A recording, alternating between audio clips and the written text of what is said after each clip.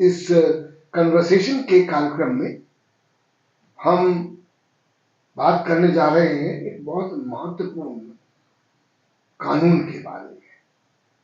इस कानून की जानकारी जितनी ज्यादा हो उतना ही हमको सबको लाभ होगा, और विशेषकर जो हमारी बहनें, हमारी बेटियां, हमारी माताएं, हमारे जो जनसंख्या से ज्यादा जो कार्यशील महिलाएं हैं, जो काम कर रही हैं, उनके बारे में इस एक्ट की क्या भूमिका है और ये क्यों बनाया गया, इस पर हम आज चर्चा करेंगे।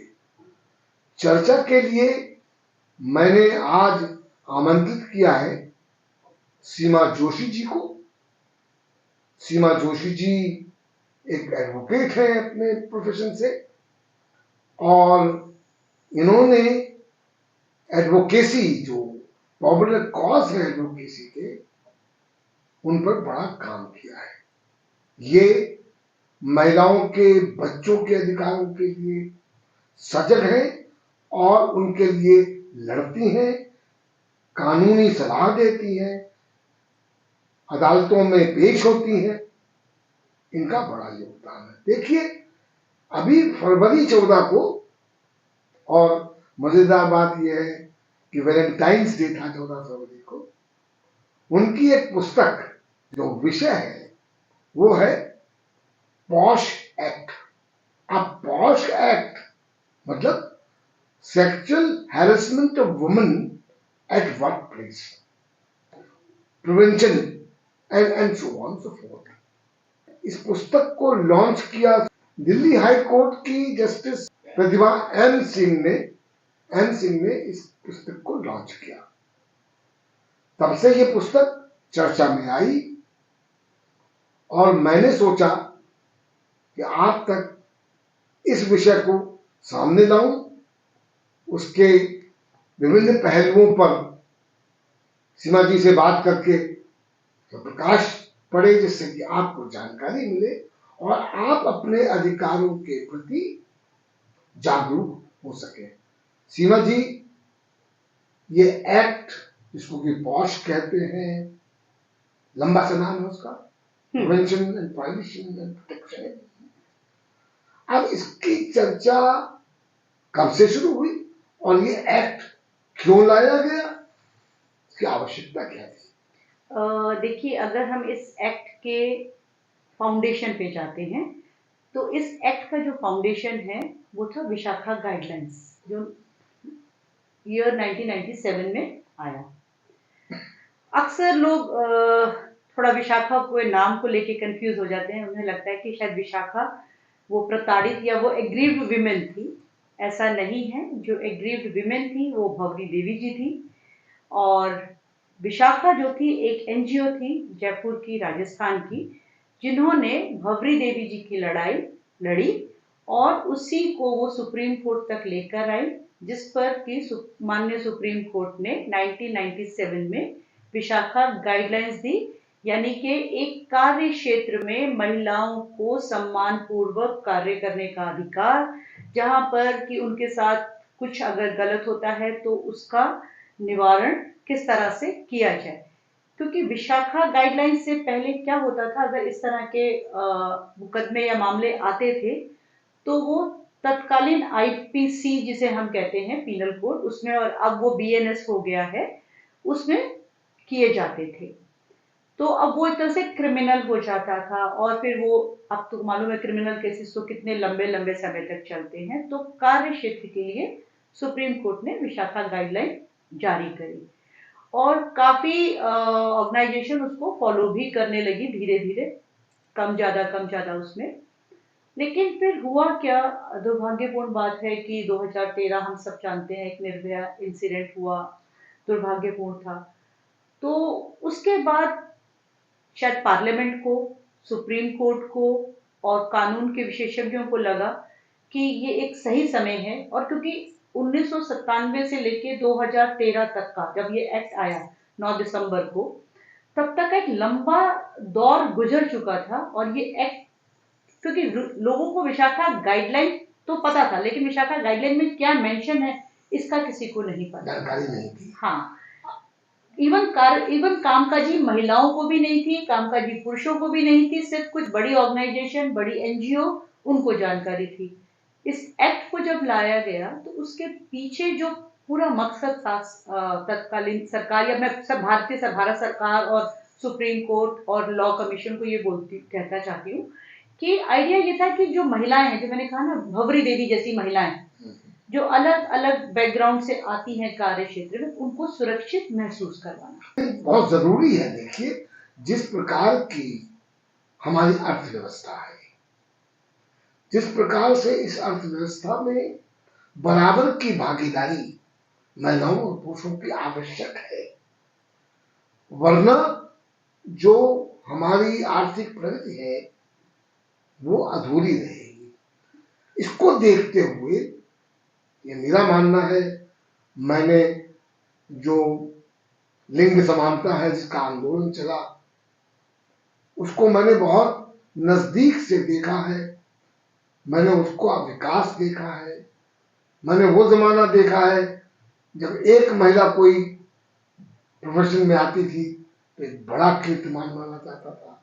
अब धीरे धीरे चीजें सामान्य हो रही हैं, हमारी बेटियां पढ़ रही हैं। हमारे प्रधानमंत्री नरेंद्र मोदी जी कहते हैं बेटी पढ़ाओ बेटी बचाओ।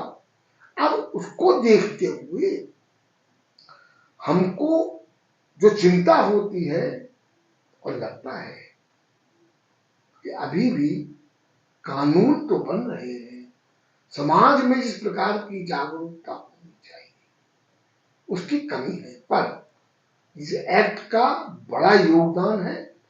और इसलिए मैं चाहूंगा कि आप हमारे दर्शकों को ये बताएं कि इस एक्ट की मुख्य प्रावधान कौन कौन से हैं, जैसे कि कौन महिला किस प्रकार से सेक्सुअल हैरेसमेंट की बात कर रहे हैं, और सेक्सुअल हैरेसमेंट भी के विभिन्न पहलू हैं। बिल्कुल। अब इन पर थोड़ा सा आप प्रकाश डालें। देखिए, जिसको हम पॉश एक्ट करके एड्रेस कर रहे हैं वो है sexual harassment of women at work place prevention prohibition redressal act 2013। इस चर्चा में हम उसे बार बार शायद पॉश एक्ट करके ही उसका इस्तेमाल करेंगे। तो इस एक्ट को बनाने का जो मुख्य मुद्दा था या मुख्य कारण था वो ये था कि महिलाएं अपने कार्यस्थल पे सुरक्षित महसूस करें, अगर कोई कंप्लेंट उनकी होती है तो उसका निवारण किया जाए और उसका सही से निवारण हो। अब मान लीजिए आपने कहा कि इसकी कंप्लेंट कौन सी महिलाएं उसमें आती हैं, इसकी एक ना बड़ी अजीब सी डेफिनेशन है, क्योंकि लोगों को लगता है वर्किंग, जब ये शब्द आया वर्क प्लेस तो उनको लगता है कि वो जो 9 से 5 10 से 6 वाली जो नौकरी करती हैं सिर्फ वो महिलाएं नहीं, इसमें हर वो महिला, इवन अगर आप सोचिए कि हम इस स्टूडियो में मैं आज विजिटर हूं तो ये मेरे लिए एक कार्यस्थल जैसा है। आपके विजिटर भी महिला हो सकती है, आपकी बायर भी महिला हो सकती है, तो इसमें सभी महिलाएं सम्मिलित हैं। आपके घर में काम काज करने वाली जो सफाई करने आती हैं या खाना पकाने महिला आती हैं वो भी इसमें सम्मिलित हैं। क्या इसमें पुरुष भी शामिल है? नहीं, देखिए बहुत सारी ऑर्गेनाइजेशंस ने अब, क्योंकि पिछले 10 सालों में हुआ है, उन्होंने एक जेंडर न्यूट्रल पॉलिसी बनाई है और स्पेशली जो ग्लोबल ऑर्गेनाइजेशंस हैं, एमएनसीज हैं, उसमें जेंडर न्यूट्रल पॉलिसी होती है with zero tolerance on sexual harassment. पर क्या है, क्योंकि इस एक्ट को, पॉश एक्ट को ओवर रूलिंग पावर्स हैं, तो ये एक्ट उस जेंडर न्यूट्रल पॉलिसी, सपोज मैं एक एग्जांपल से आपको समझाना चाहती हूँ, एक मिस्टर ए हैं और एक मिस बी हैं। मिस बी ने सेक्सुअल हैरेसमेंट कमेटी या जिसे कि हम इंटरनल कमेटी कहते हैं में अपनी कंप्लेंट करी। अब मिस्टर बी ने, अब मिस्टर ए जो है उन्होंने अपनी जो डिसिप्लिनरी कमेटी है उसमें जेंडर न्यूट्रल पॉलिसी के तहत कंप्लेंट करी। दोनों की इंक्वायरी अलग अलग है। इसके इंक्वायरी में आपका प्रिजाइडिंग ऑफिसर यानी कि इंटरनल कमेटी में प्रिजाइडिंग ऑफिसर महिला होना अनिवार्य है। एक एक्सटर्नल मेंबर का होना भी अनिवार्य है, 50% महिलाओं का होना भी अनिवार्य है। जबकि आपकी जो जेंडर न्यूट्रल पॉलिसी है, क्योंकि वो आपकी ऑर्गेनाइजेशन की पॉलिसी है, तो उसमें आपका एचआर हेड भी हो सकता है या आपका कोई कर्मचारी भी हो सकता है जो सीनियर लेवल का हो, जिसे कि आपने नियुक्त किया हो डिसिप्लिनरी एक्शंस या इस तरह की कंप्लेंट को रिजॉल्व करने के लिए। अब दोनों का जब इंक्वायरी के बाद उनकी रिपोर्ट आती है, दोनों की रिपोर्ट अगर भिन्न भिन्न है, तो इंटरनल कमेटी की रिपोर्ट मान्य होगी, ना कि वो कमेटी की रिपोर्ट मान्य होगी। अब इसमें जो एक महत्वपूर्ण पहलू है वो है कि इस महिला ने कंप्लेंट की। अब अधिकतर मैंने ये देखा है कि महिलाएं, लड़कियां सकुचाती हैं, डरती हैं कि कैसे मेरी बदनामी हो जाएगी।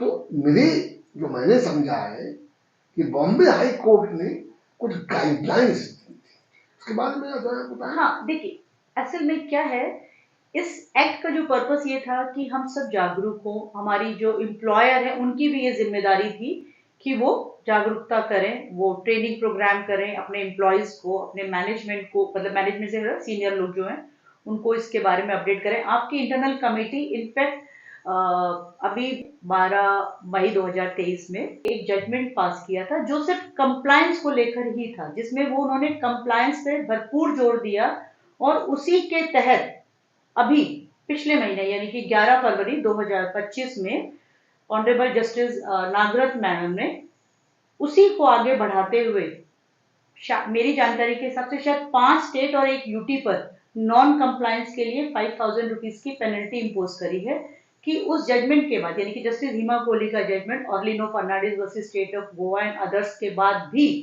अभी भी स्टेट है, यानी कि सरकारें रिलेक्टेंट हैं, या ये कहूं कि सरकारें इसको इतना सीरियसली नहीं ले रही हैं। और जो आपने मुंबई हाई कोर्ट वाली बात करी, उसमें उन्होंने बेसिकली क्या होता है, हम महिलाओं को लगता है कि अगर मैं ये शिकायत करूंगी तो लोग मेरे ही चरित्र के बारे में बात करेंगे, मेरे ही बारे में बात करेंगे, मुझे जज करेंगे। तो उन्होंने इस पर बोला कि एक तो कॉन्फिडेंशियलिटी होना चाहिए कि कोई भी बात, और वैसे भी इंटरनल कमेटी को और कंप्लेनेंट को और हैरेसर को के साथ एक नॉन कह सकते हैं disclosure agreement kind of agreement होता है कि आप इसकी चर्चा बाहर नहीं करेंगे। इंटरनल कमेटी भी इसकी चर्चा तब तक बाहर नहीं करेगी जब तक कि इंक्वायरी के पर्पस के लिए उसे किसी को बुलाकर उस विषय में कोई जानकारी चाहिए, तब तक कंप्लेनेंट का नाम और ना ही हैरेसर का नाम जो है, या जो हम परपरेटर कहेंगे, उसके नाम का कहीं भी बाहर पब्लिसाइज किया जाएगा। पर हाँ, होता क्या है ऑर्गेनाइजेशंस के अंदर जो अक्सर देखने में जाता है, मान लीजिए कि एक महिला के साथ शिकायत है, अब उसकी महिला मित्र को पता है, अब वो महिला मित्र ने अपने किसी पुरुष मित्र को बता दिया, फिर वो पुरुष मित्र से किसी दूसरे पुरुष मित्र को चली गई, तो वो इस तरह से जो बातें हैं वो ऑर्गेनाइजेशन में फैल जाती हैं। बट उसके लिए भी ऑर्गेनाइजेशन के अंदर 5,000 रुपए की पेनल्टी का प्रावधान है। मेरा मानना यह है कि बहुत महत्वपूर्ण है और इसीलिए इस पर और चर्चा होनी चाहिए। दर्शकों, आपसे मुझको ये कहना है कि अगर आपको ये पसंद आया हो तो लाइक कीजिए, और अगर लाइक कर रहे हैं और आप इससे सहमत नहीं हैं तो अपनी असहमति भी टिप्पणी देकर जाहिर करें और हम उसका स्वागत करते हैं। इसके साथ आप शेयर करें मित्रों में, साथियों में, और हमारे इस प्रोग्राम को सब्सक्राइब करें। हम लोग फिर से मिलेंगे दूसरी कड़ी।